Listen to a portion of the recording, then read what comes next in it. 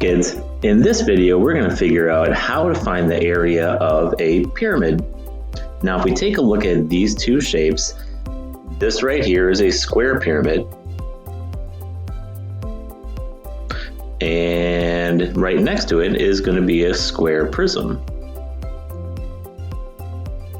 And if you notice, they both have the same base. You can see the yellow shaded area right here, and they both have the exact same height, where this is the height of the prism and this is going to be the height of the pyramid.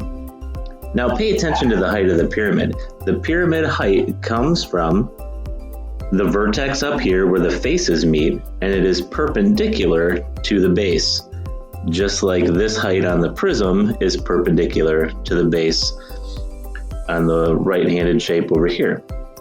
Now, since they have the same base, I know that the volume of this prism is going to be the area of the base times the height. Well, that's going to be the same over here, but these definitely don't equal to each other, even though they have the same base and the same height. Our goal is to see how many times this can go into the prism. So basically, how many times bigger is the volume of the prism compared to the pyramid?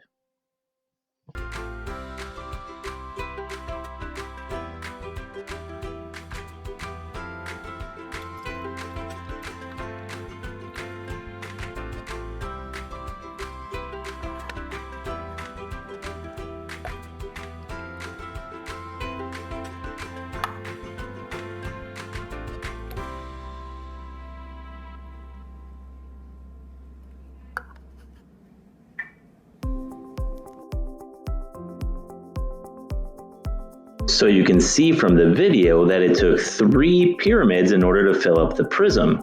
So that means the prism is 3 times as much volume. So the volume of the pyramid is going to be 1/3 the volume of the prism. So we just got to remember, in order to find the volume of a pyramid, I find the area of the base, multiply it by the height, and then divide by 3.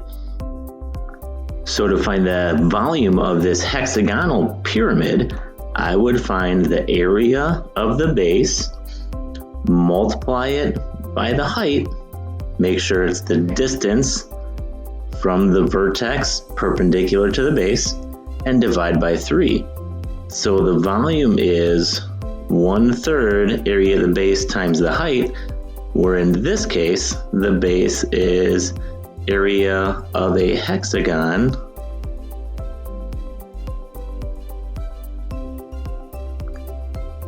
times the height, all divided by 3.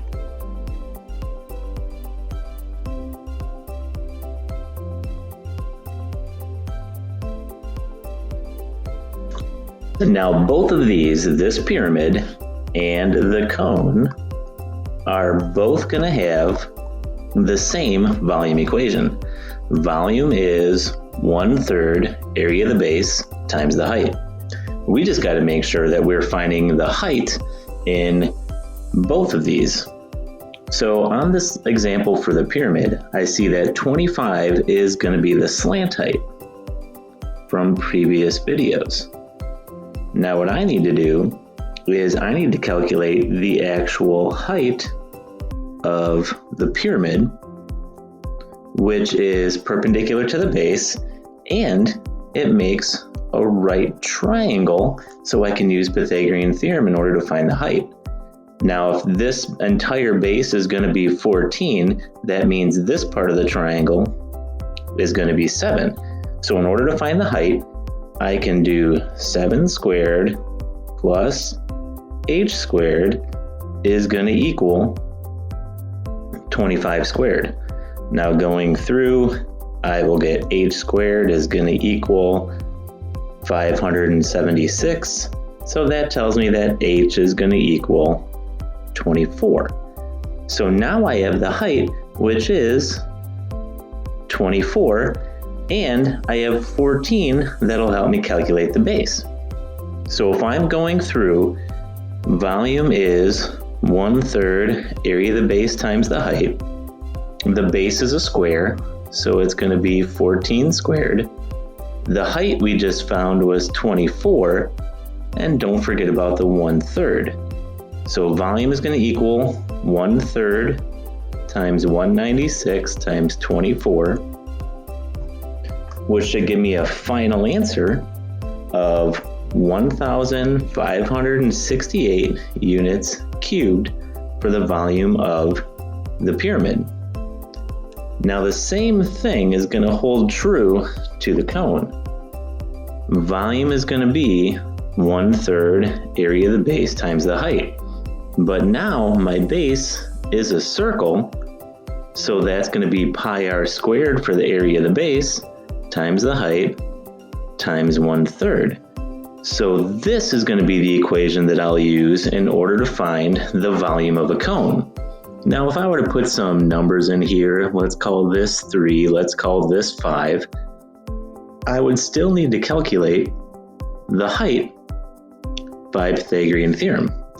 So if I go through h squared plus 3 squared equals 5 squared, h is going to give me 4, so I know that the height is 4. So if I plug everything into this equation, I have 1/3 pi times 3 squared times 4, which is 1/3 times 9 pi times 4, which is going to give me 12 pi units cubed. That is going to be the volume of this cone. Now remember, this is the exact answer in terms of pi.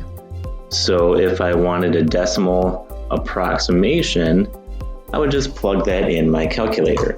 37.7 units cubed.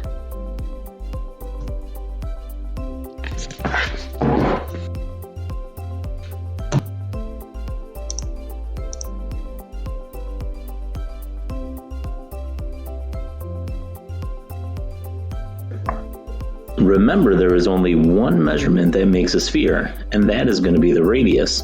So if I'm going to calculate volume, I'm going to have to cube that in order to give me units cubed. But now, since we're dealing with circles, there's probably going to be a pi, and in this example, or in this case, there is going to be a 4/3 pi r cubed. Now to explain where the 4/3 come from, you can scan the QR code and check out this video. So in a hemisphere, it is 1/2 of the volume of a sphere. So it is 1/2 of 4/3 pi r cubed. So half of 4 is going to be 2, so that is going to be 2/3 pi r cubed for the volume of a hemisphere. All you do is plug the radius in, cube it, multiply it all out.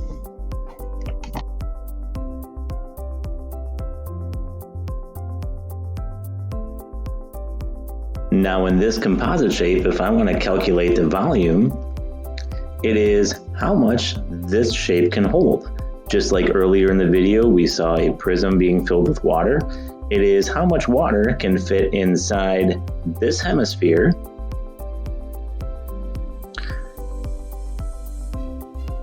this cylinder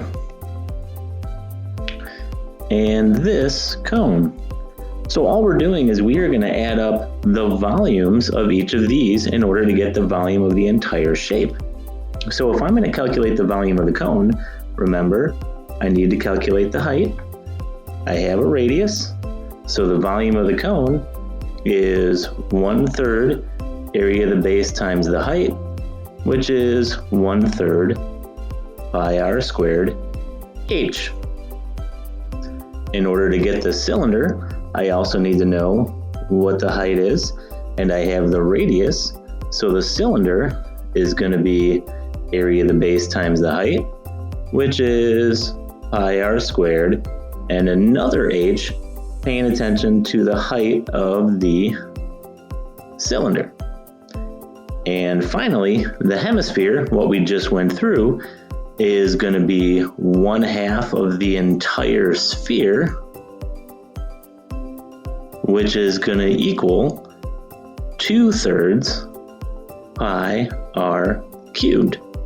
So if I want the volume, I am just going to add all of these together, and that will give me the volume of the entire shape. Of course, remember, volume is in units cubed.